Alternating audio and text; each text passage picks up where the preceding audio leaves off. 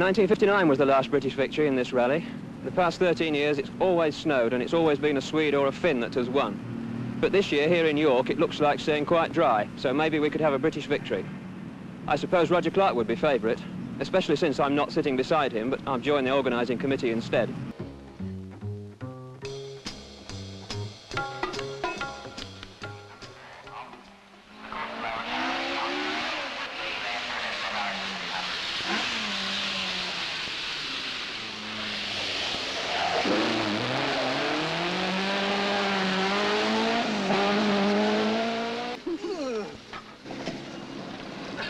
You can't undo it.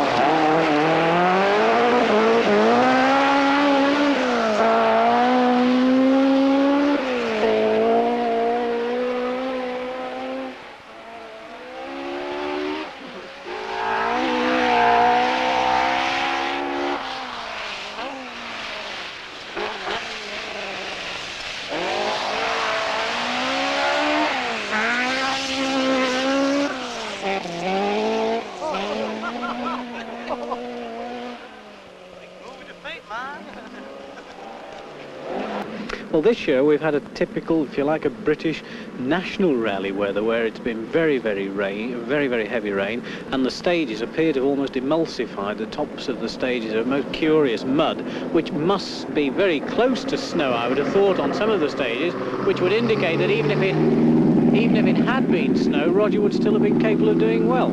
It's always the snow and ice that we fear most, because the British drivers don't get the same practice on this as the Scandinavians, and therefore it takes them longer to adjust.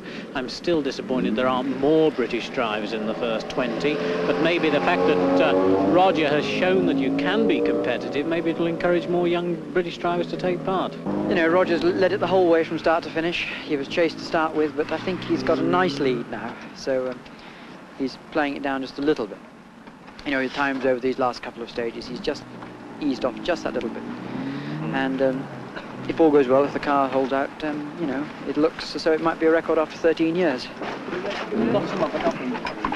Roger, this is down here, Roger 722, 522, 537. So that was the wrong way around. Those are his. Yours was 702. Yeah. His was 722. Yeah. 520. We were 521. He was 522. Yours was 538. His was 537. It's all right. That's about right, isn't it? That's great. Just switch the electric pump on, right? It's our road up here, isn't it? What? It's our road into this. Off you go. Yes. Are they still both on? Right. Yeah. Are we, come on, we better get going. Yeah. When you're ready. When you're ready. Must check these horse off somewhere, John. Yeah. We've got some time.